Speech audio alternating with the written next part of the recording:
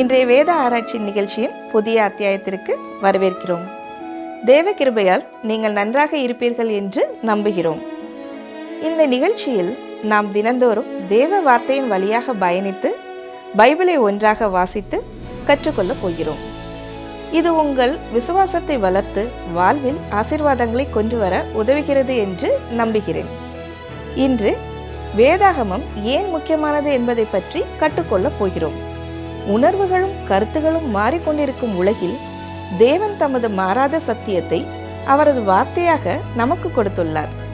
பௌதீக விதிகள் இருப்பது போல தேவனால் நிறுவப்பட்ட ஆவிக்குரிய விதிகளையும் பைபிள் வெளிப்படுத்துகிறது.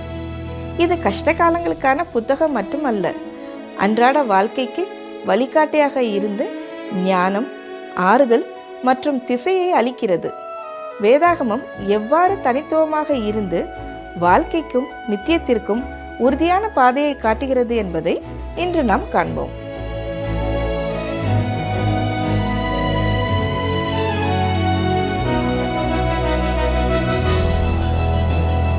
கிறிஸ்துவுக்குள் பிரியமானவர்களே, வேத ஆராய்ச்சி என்னும் இந்த நிகழ்ச்சியிலே எங்களோடு இணைந்து இருக்கும் உங்களை அன்போடு வாழ்த்துகிறேன். இன்று முதல் வேத புத்தகத்தில் உள்ள ஒவ்வொரு புத்தகங்களையும் ஒவ்வொரு அதிகாரமாக கவனமாய் வாசித்து தொடர்ச்சியாக நாம் கற்றுக்கொள்ளப் போகிறோம். முதல் முறையாக இதை நீங்கள் கேட்பீர்கள் என்றால் தொடர்ந்து இதில் கற்றுக்கொள்ளும் காரியங்களை நீங்கள் குறித்து கொள்வதற்காக ஒரு குறிப்பேடு வைத்து எழுதி கொள்வது, கற்றுக்கொள்ளும் காரியங்களை மீண்டும் நினைவுபடுத்திக் கொள்ள உங்களுக்கு பயனுள்ளதாக இருக்கும்.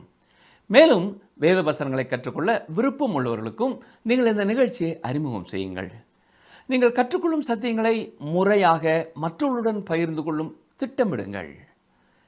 முதலாவதாக வேத புத்தகம் ஏன் முக்கியமானது என்பதை பார்க்க போகிறோம். நாம் வாழும் இந்த உலகத்திலே பெரும்பாலான இடங்களிலே வாழ்க்கைக்கும் நடத்தைக்கும் ஒரு முழுமையான தரம் நிர்ணயிக்கப்படாமலேயே இருக்கிறது. அடிப்படையிலே நாம் ஒரு முறைமையின் கீழ் இருக்கிறோம். இந்த முறைமையின்படி பெரும்பான்மையானவர்கள் எதை ஒழுக்கம் என்று அழைக்கிறார்களோ அதுவே ஒழுக்கமாக கருதப்படுகிறது. அல்லது எது நமக்கு நன்மையாக தோன்றுகிறதோ அதுவே நமது நடத்தைக்கு ஒரு ஸ்டாண்டர்டாக, அதாவது தரநிலையாக அமைகிறது என்று சொல்லலாம். ஆனால் உண்மையில் இது நாம் அறிந்திருக்கும் இந்த உலகத்திற்கு முற்றிலும் மாறானதாய் இருக்கிறது. உதாரணமாக இயற்பியல் கண்ணோட்டத்திலே, அறிவியல் பரிணாமத்திலே முழுமையான தரநிலைகள் இருக்கின்றன. ஏனென்றால் இதற்கான நிலையான விதிகள் இருக்கின்றன. சரியான வடிவமைப்புகள், குறிப்புகள் இருக்கின்றன. எந்த துறையை எடுத்துக்கொண்டாலும் அது விதிகளால் கட்டுப்படுத்தப்படுகிறது. உயிரியல், தாவரையியல், உடலியல், வானியல் மாறாத மற்றும் பயனுள்ள விதிகளால் முற்றிலும் கட்டுப்படுத்தப்படுகிறது. சரி, இப்பொழுது நாம் இயற்பியலிலிருந்து ஆன்மீகத்திற்கு வருவோம். இங்கேயும் அதே மாதிரி நிலையான விதிகள் இருக்கின்றன. ஆனால் ஆன்மீக வாழ்க்கையிலே நாம் விதிகள் இல்லாமல் வாழ விரும்புகிறோம். அதாவது முழுமையான தரநிலைகள் இல்லாமல் வாழ விரும்புகிறோம்.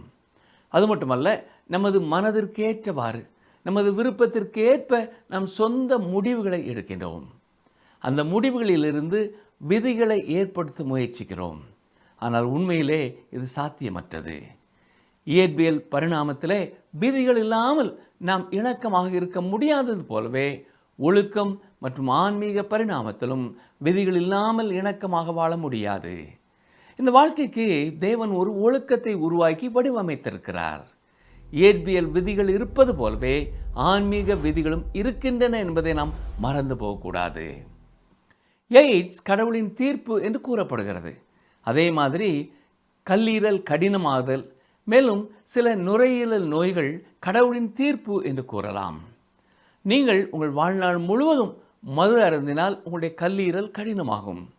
நீங்கள் உங்கள் வாழ்நாள் முழுவதும் புகைப்பிடித்தால் உங்களுக்கு நுரையீரல் நோய் வரும் அல்லது மாரடைப்பு வரும். நீங்கள் கடவுளின் எதிர்பார்ப்புகளை, அதாவது ஒழுக்க தரநிலைகளை மீறினால் உங்களுக்கு பால்வினை நோய் அல்லது எய்ட்ஸ் கூட வர வாய்ப்பு இருக்கிறது. வேதாமத்திலே எதை விதைப்பீர்களோ அதையே அறுப்பீர்கள் என்று ஒரு விதி சொல்லப்பட்டிருக்கிறது. அந்த மாறாத விதி மாறாதது என்று சொல்லலாம். இன்னொரு உதாரணம் சொல்கிறேன், கவனிங்கள். தேவன் புவியீர்ப்பு என்ற ஒரு விதியை உருவாக்கினார். புவியீர்ப்பு என்ற ஒன்று உண்டா இல்லையா என்று யாரும் வாதிட மாட்டார்கள். ஏனென்றால் அது ஒரு நிலையான விதி. நீங்கள் புவியீர்ப்பை நம்பாமல் இருக்கலாம், நீங்கள் புவியீர்ப்பை விரும்பாமலும் இருக்கலாம், நீங்கள் ஒரு நாத்தியராக இருக்கலாம். கடவுள் புவியீர்ப்பை உண்டாக்கியிருக்கிறார் என்பதை நீங்கள் மறுக்கலாம். ஆனால் நீங்கள் அதை நம்பினாலும் நம்பாவிட்டாலும் ஒரு கட்டிடத்திலிருந்து குதித்தால் நீங்கள் நிச்சயமாக கீழே விழுவீர்கள் என்று நான் உறுதியாக சொல்கிறேன். உங்களுக்கு வேறு வழி இல்லை. இது நீங்கள் நம்புவதை பற்றிய கேள்வி இல்லை, இது ஒரு மாறாத விதி பற்றிய கேள்வி. நீங்கள் அதை சோதனைக்கு உட்படுத்தினால் அது செயல்படும். இயற்பியல் விதிகளின் எல்லா பகுதிகளிலேயும் இதுவே உண்மை. ஒழுக்கம் மற்றும் ஆன்மீக பரிமாணத்திலும் இதுதான் உண்மை. இயற்பியல் உலகிலே இருக்கும் மாறாத விதிகள் மீறப்பட்டால் எதிர்மறையான விளைவுகள் ஏற்படும் என்று நம்புகிறோம். ஆனால் அதே நேரத்தில் ஒழுக்கம் அல்லது ஆன்மீக பரிணாமத்திற்கு மாறும் பொழுது அப்படிப்பட்ட எதிர்மறையான விளைவுகள் ஏற்படாது என்று கருதுவது பிரபஞ்சத்தை சாத்தியமற்ற வகையிலே பிரிக்கிறது. இயற்பியல் விஷயங்களை நிலையான விதிகளால் இயக்கும் அதே கடவுள்தான் நீதி மற்றும் ஆன்மீகத்தையும் அதே வழியிலே இயக்குகிறார். சற்றே சிந்தித்து பாருங்கள். இப்பொழுது ஒழுக்க விதிகளை கண்டறிய நாம் எங்கே செல்ல வேண்டும்? மனித நடத்தைக்கு நிலையான தரநிலைகளை கண்டறிய நாம் எங்கே செல்ல வேண்டும்? வேறு வார்த்தைகளில் சாதாரணமாக கேட்க வேண்டுமென்றால் சரி மற்றும் தவறு எது என்பதை தீர்மானிக்க நாம் எங்கே செல்ல வேண்டும்? எனக்கு தெரிந்த ஒரே ஆதாரம் பரிசுத்த வேதாகமம் மட்டுமே. ஏனென்றால் அதுதான் கடவுளின் வார்த்தை. இதுவரை எழுதப்பட்ட புத்தகங்களிலே மிகவும் அவதூறு செய்யப்பட்ட ஒரு புத்தகம் என்றால் அது வேத புத்தகம்தான். வேறு எந்த புத்தகமும் தாக்கப்படாத அளவு வேத புத்தகம் தாக்கப்பட்டிருக்கிறது. ஆனால் இது உலகெங்கிலும் பல கோடி மக்களுக்கு நற்செய்தியை அறிவித்து நல்வழிப்படுத்தி வந்திருக்கிறது. இது பல ஆயிரம் ஆண்டுகளாக இதை செய்து வருகிறது. மனித இனத்தின் மீது மிகப்பெரிய தாக்கத்தை இந்த புத்தகம் ஏற்படுத்தி கொண்டிருக்கிறது. இத்தகைய பெரிய தாக்கத்தை ஏற்படுத்திய இந்த புத்தகம் ஆண்கள் மற்றும் பெண்களின் அறிவு சார்ந்த கவனத்திற்கு வருவதற்கும் நிச்சயமாக தகுதியான ஒன்றுதான்.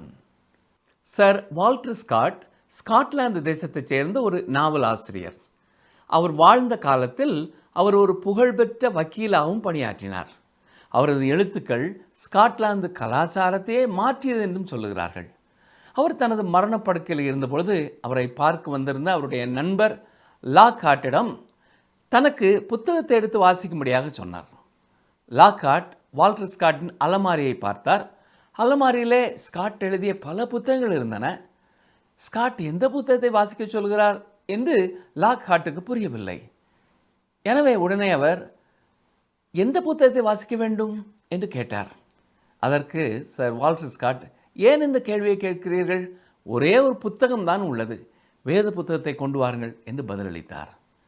மரணத்தை எதிர்நோக்கி செல்லும் எந்த மனிதனுக்கும் ஒரே ஒரு புத்தகம்தான் இருக்கிறது. ஆனால் அது வாழும் மனிதர்களுக்கும் உரிய மிக முக்கியமான ஒரு புத்தகம். பலர் தங்களுடைய வாழ்க்கையின் முடிவிலே வேதாகமம் வாசிப்பதிலே ஆர்வம் காட்டுவார்கள். சிலர் வாழ்க்கையில் கஷ்டங்கள் நஷ்டங்கள் வரும்பொழுது வேதாகமத்தை எடுத்து வாசிப்பார்கள். உண்மைதான், துன்ப காலத்திலே ஆறுதல் அளிக்கும் அற்புதமான ஒரே புத்தகம் வேத புத்தகம்தான். ஆனால் வாழ்க்கையை முழு வீரியத்திலே வாழ உதவும் புத்தகமும் வேத புத்தகம்தான். ஒவ்வொரு நாளும் வாழ்க்கையின் சவால்களை எதிர்கொள்ள நமக்கு உதவி செய்வது வேத புத்தகம்.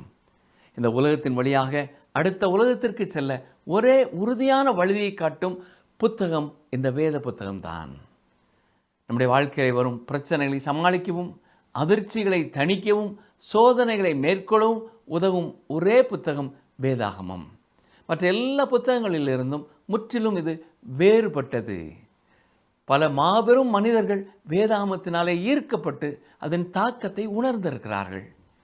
வேதாகமத்தினாலே ஈர்க்கப்பட்ட அவர்களின் தாக்கம் இந்த உலகத்தையே தாக்கியிருக்கிறது. உங்களுடன் சில உண்மை நிகழ்ச்சிகளை நான் கூறுகிறேன், கவனியுங்கள். ஒரு ஆப்பிரிக்க இளவரசர் ஒரு முறை இங்கிலாந்திற்கு வந்தார். அவர் விக்டோரியா மகாராணிக்கு அறிமுகப்படுத்தப்பட்டார். இந்த இளவரசர் மிக முக்கியமான ஒரு கேள்வியை கேட்டார். இங்கிலாந்து தேசம் இவ்வளவு சிறப்பாக இருப்பதின் ரகசியம் என்ன என்று கேட்டார். உடனே மகாராணி ஒரு அழகான வேதாகமத்தை எடுத்து இளவரசரிடம் கொடுத்துவிட்டு, இதுதான் இங்கிலாந்து தேசத்தின் சிறப்பின் ரகசியம் என்று சொன்னார்கள். ஆனால் அதன் பிறகு இங்கிலாந்து ஒரு 2ஆம் தர பின்னர் 3ஆம் தர நாடாக வீழ்ச்சி அடைந்தது. இங்கிலாந்து தேவனின் வார்த்தையை விட்டு விலகியதுதான் இதற்கு காரணம் என்று நான் திட்டமாக சொல்லுவேன். பிரதம மந்திரி கிளாட்ஸ்டோன் பிரிட்டன் உருவாக்கிய மிகச்சிறந்த சட்ட மனிதர்களே ஒருவர். அவர் இவ்வாறு கூறினார்: இன்றைய கேள்விகளை பற்றி பேசுங்கள், ஒரே ஒரு கேள்விதான் உள்ளது, அது நற்செய்தி. அதனால் எல்லாவற்றையும் சரி செய்ய முடியும். அது சரி செய்யும் பிரிட்டனில் மிகப்பெரிய பதவிகளை வகிக்கும் அனைத்து ஆண்களும் கிறிஸ்தவர்கள் என்பதை மகிழ்ச்சியுடன் கூறுகிறேன். நான் 58 ஆண்டுகள் அரசாங்க பணியில் இருந்தேன். அதில் 11 ஆண்டுகளை தவிர மற்றவை, அதாவது 47 ஆண்டுகள் பிரிட்டிஷ் அரசாங்கத்தின் அமைச்சரவையில் இருந்தேன். அந்த 47 ஆண்டுகளிலே இந்த நூற்றாண்டின் 60 தலை சிறந்த அறிவாளிகளுடன் தொடர்பில் இருந்தேன். அவர்களிலே 5 பேர் தவிர மற்றவர்கள் அனைவரும் கிறிஸ்தவர்கள் என்று கூறியிருக்கிறார். இன்று நாம் பல பிரச்சனைகளை எதிர்கொள்கிறோம். அதற்கு முக்கிய காரணம் மேல்நிலை பதவிகளிலே கிறிஸ்துவை அறிந்தவர்கள் மிக குறைவாகவே இருப்பதுதான். மேலும் கர்த்தருடைய வார்த்தையை அறிந்தவர்கள் குறைந்து கொண்டே போகிறார்கள். இதனால்தான் நாம் இத்தனை பிரச்சனைகளை சந்தித்து கொண்டிருக்கிறோம். 1800களின் ஆரம்பத்திலே மிகச்சிறந்த விஞ்ஞானியாக இருந்தவர் மைக்கேல் ஃபாரடே. அவர் இத்தகைய ஆசீர்வதிக்கப்பட்ட வேதாகமம் இருக்கும் பொழுது மக்கள் ஏன் தவறான பாதையிலே செல்லுகிறார்கள் என்று கேட்டார். முந்தைய நூற்றாண்டின் விஞ்ஞானி சர் ஐசக் நியூட்டன், பரிசுத்த வேதாகமம் உண்மையாக இருந்தால் மனிதர்கள் மணிக்கு 50 மைல் வேகத்தில் பயணிக்கும் காலம் வரும் என்று நான் கூறுகிறேன் என்றார். வேதாகமத்தை பற்றி ஜனாதிபதிகள் சிலர் கூறியவற்றையும் அறிந்து கொள்வது சுவாரஸ்யமாக இருக்கும். அமெரிக்க நாட்டின் 2வது ஜனாதிபதியான ஜான் ஆடம்ஸ் சொல்லும் பொழுது, நான் வேதாகமத்தை எனது குறுகிய துறை, எனது குறைவான வசதிகள் மற்றும் எனது பரபரப்பான வாழ்க்கை அனுமதிக்கும் அளவு ஆராய்ந்தேன். இதன் விளைவாக வேதாகமம் தான் உலகத்திலேயே மிகச்சிறந்த புத்தகம் என்று கண்டுகொண்டேன். இது நான் பார்த்த அனைத்து நூலகங்களையும் விட எனது சிறிய தத்துவத்தை அதிகம் கொண்டிருக்கிறது. அதில் எனது சிறிய தத்துவத்துடன் ஒத்துப்போகாத பகுதிகளை கூடுதல் ஆராய்ச்சிக்காக ஒத்தி வைக்கிறேன் என்று கூறியிருக்கிறார். மகாத்மா காந்தி அவர்கள் வேத புத்தகத்தை வலிமையின் ஆதாரமாக கருதினார். குறிப்பாக மலைப்பிரசங்கத்தை தனது வேதங்களின் ஒரு பகுதியாக கருதினார். இயேசுவின் அன்பு மற்றும் தியாகத்தின் செய்தியால் அவர் மிகவும் ஈர்க்கப்பட்டார்.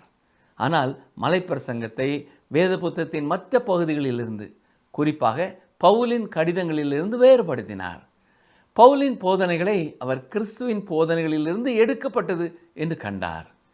மகாத்மா காந்தி அவர்கள் கிறிஸ்துவின் போதனைகளை உண்மை மற்றும் அன்பின் உருவகமாக பாராட்டினார்.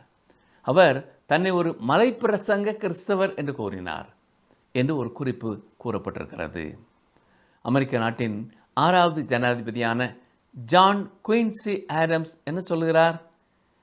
கவனியுங்கள், நான் உலகின் ஒரு மனிதனாக உலகில் மனிதர்களிடம் பேசுகிறேன். நான் சொல்வதை கேளுங்கள். வேதாகமத்தை ஆராயுங்கள். வேதாகமம் மற்ற எல்லா புத்தகங்களையும் விட மேலானது. இதை எல்லா வயதினரும் மனித வாழ்க்கையின் எல்லா நிலைகளிலேயும் படிக்க வேண்டும். ஒரு முறை அல்லது 2 முறை படித்துவிட்டு ஒதுக்கி வைத்து விடக்கூடாது.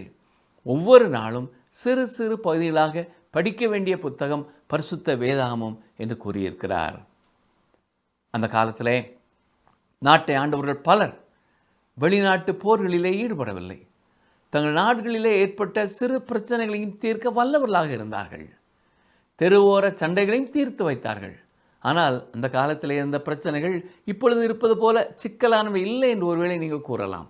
இல்லை பிரியமானவர்களே, அந்த காலத்திலே இருந்த அந்த பிரச்சனைகள் அந்த காலத்தில் வாழ்ந்த அவர்களுக்கு சிக்கலானவை தான். இப்பொழுது எல்லா தேசங்களுமே தேவனின் வார்த்தையிலிருந்து விலகி கொண்டிருக்கின்றன. நாம் வேதாகமத்தை விட்டு எவ்வளவு தூரம் விலகி போகிறோமோ அவ்வளவு தூரம் அதிக பிரச்சனைகளிலே மாட்டிக்கொள்கிறோம். நம்மை ஆளும் அதிகாரிகள் நமது பிரச்சனைகளுக்கு தீர்வு இல்லை என்று கூறுகிறார்கள். அது உண்மை இல்லை. வேதாகமத்திலே எல்லா பிரச்சனைகளுக்கும் தீர்வு இருக்கிறது. அதனால்தான் நாங்கள் வேதாகமத்தை முழுமையாக கற்பிக்கிறோம். வேதாகமம் மட்டுமே தீர்வு என்று நான் திட்டவட்டமாக நம்புகிறேன். எனக்கு அருமையான சகோதரனே, சகோதரியே, நீங்களும் வேதாகமத்தை கருத்துடன் வாசிங்கள். அமெரிக்க நாட்டின் 3வது ஜனாதிபதியான தாமஸ் ஜெஃபர்சன் ஒரு முறை சொல்லும் பொழுது, நான் அடிக்கடி கூறுகிறேன், இன்னும் அடிக்கடி கூறுவேன், பரிசுத்த வேதாகமத்தை ஆழ்ந்து படிப்பது சிறந்த குடிமக்களையும் சிறந்த கணவர்களையும் சிறந்த தந்தைகளையும் உருவாக்கும் என்று கூறியிருக்கிறார். இன்று நமது குடிமக்கள் தாங்கள் வசிக்கும் நகரங்களை எரித்து கொண்டிருக்கிறார்கள். குடும்பங்களிடையே விவாகரத்து மிக அதிகமாகி கொண்டிருக்கிறது. இப்படிப்பட்ட காலத்தில் நாமும் வேதத்தை அதிகமாக படிப்பதை பற்றி சிந்திக்க வேண்டும். சரி, டேனியல் வெப்ஸ்டர் ஒரு பிரசித்தி பெற்ற அரசியல் தலைவர். அவர் கூறியிருப்பதையும் சொல்கிறேன், கவனியுங்கள். எனது எழுத்துக்களில் அல்லது எனது எண்ணங்களில் பாராட்டத்தக்கதாக ஏதேனும் இருந்தால் அந்த பெருமை என் பெற்றோருக்கே சேரும். ஏனென்றால் அவர்கள்தான் எனது மனதிலே வேதாகமத்தின் மீது ஆரம்ப கால அன்பை விதைத்தார்கள். அருமையானவர்களே, இன்று என் சத்தத்தை கேட்டுக்கொண்டிருக்கிற நீங்கள் உங்கள் வீட்டிலே ஒரு டேனியல் வெப்ஸ்டரை உருவாக்குகிறீர்களா? அல்லது ஒரு கலகக்காரனை உருவாக்கி கொண்டிருக்கிறீர்களா? வெப்ஸ்டர் மேலும் இவ்வாறு கூறியிருக்கிறார். பாருங்கள், நான் பைபிளை பலமுறை முழுவதும் படித்தேன். இப்பொழுது நான் முழு வேதாகமத்தையும் ஒரே வருடத்திலே வாசித்து முடிக்கும் பழக்கத்தை ஏற்படுத்தி கொண்டேன்.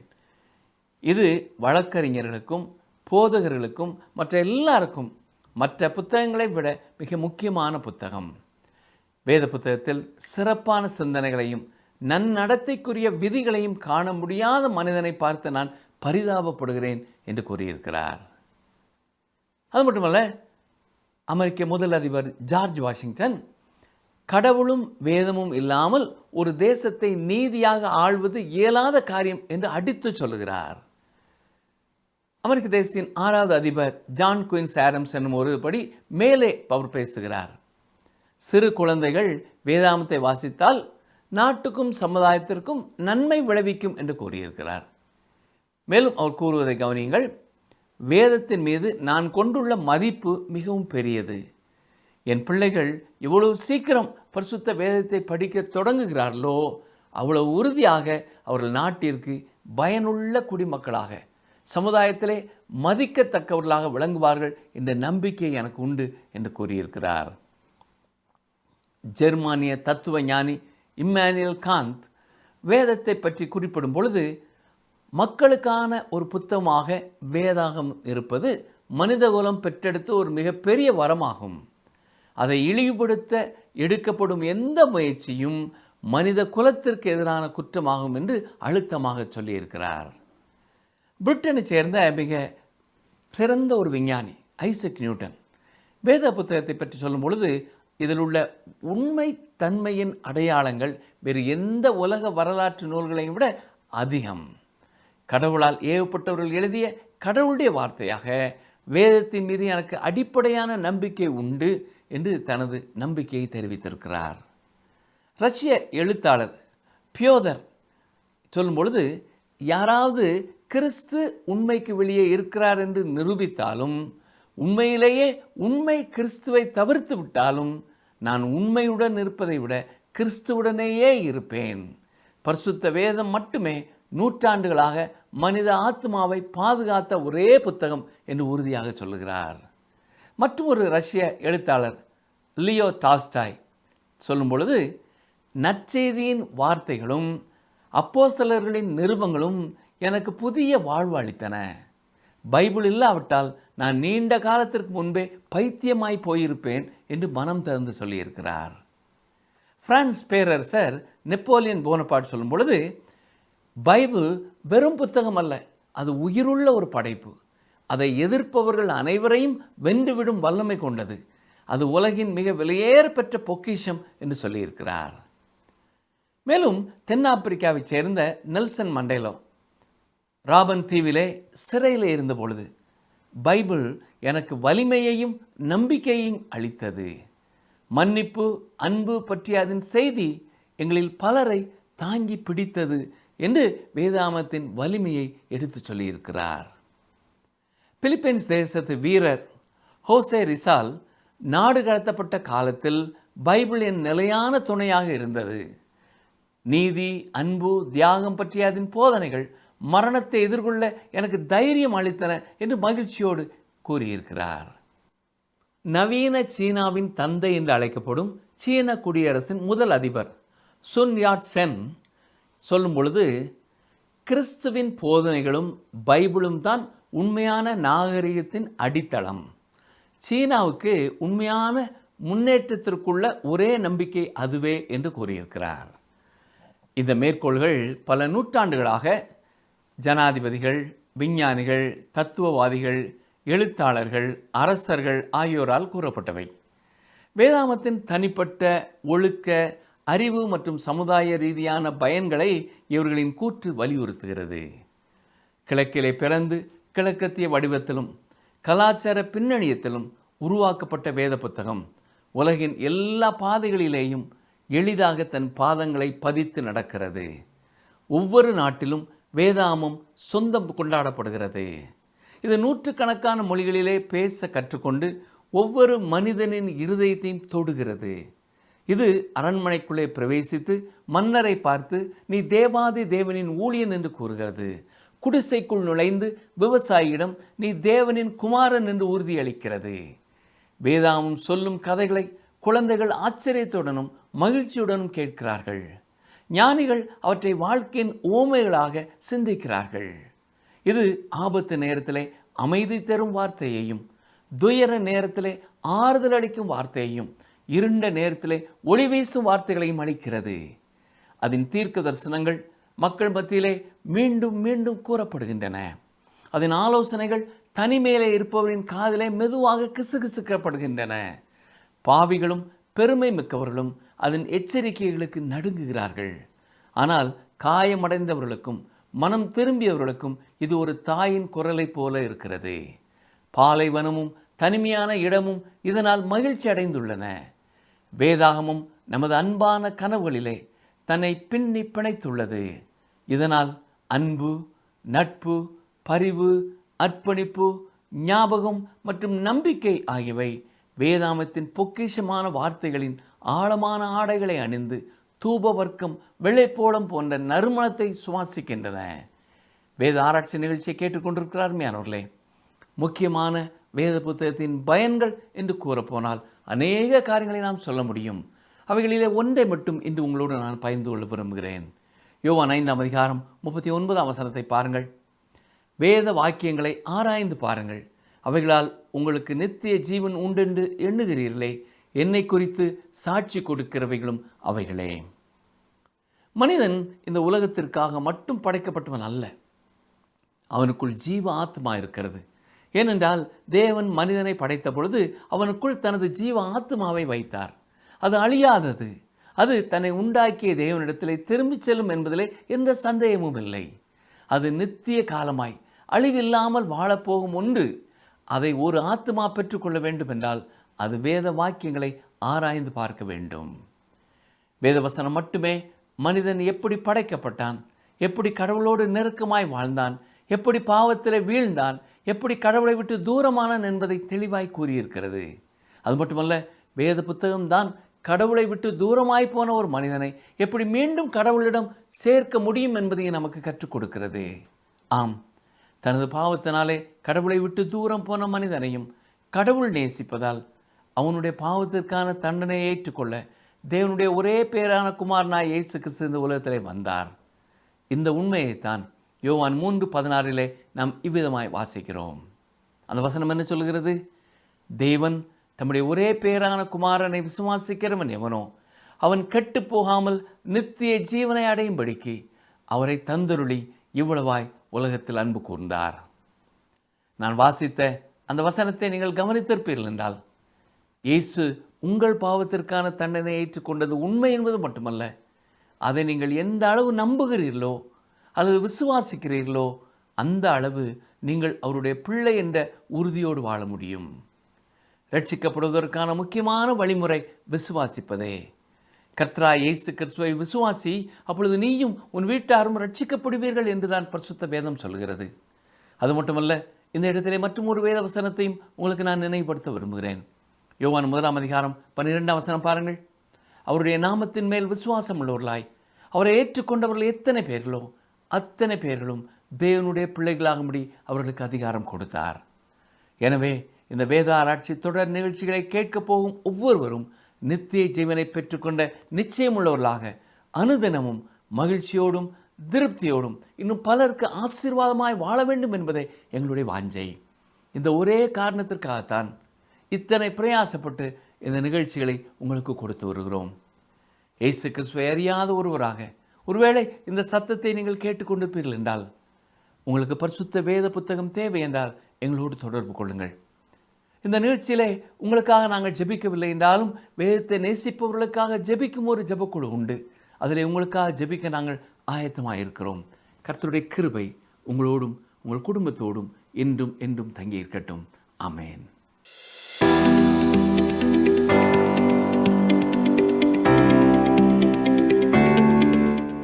மனித நடத்தைக்கு நிலையான தரநிலைகளை கண்டறிய நாம் எங்கே செல்ல வேண்டும்? மனித நடத்தைக்கு நிலையான தரநிலைகளை கண்டறிய நாம் எங்கே செல்ல வேண்டும்? ஆப்ஷன் ஏ மதவாதிகள், ஆப்ஷன் பி ஞானிகள், ஆப்ஷன் சி பரிசுத்த வேதாகமம்.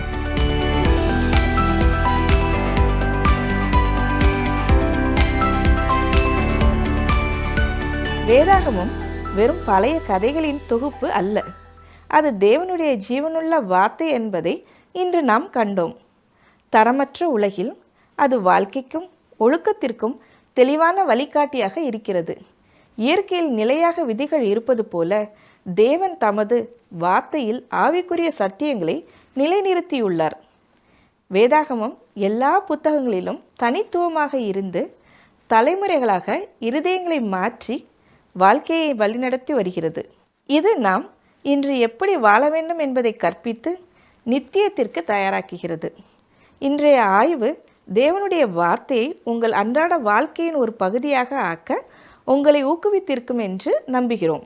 இன்றைய வேத ஆராய்ச்சி நிகழ்ச்சியில் இணைந்ததற்கு நன்றி. அடுத்த அத்தியாயத்தில் வேதாகமம் எவ்வாறு தனித்துவமானது மற்றும் அது உண்மையில் தேவனிடமிருந்து வந்தது என்பதை நாம் ஆராய்வோம்.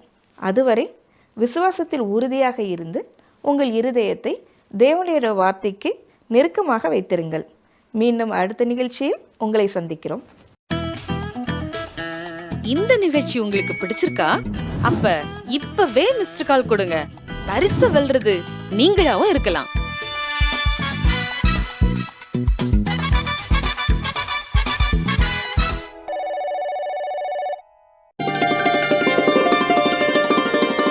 கர்த்தரை தங்களுக்கு தெய்வமாக கொண்ட ஜாதியும் அவர் தமக்கு சுதந்திரமாக தெரிந்து கொண்ட ஜனமும் பாக்கியமுள்ளது. சங்கீதம் 33:12.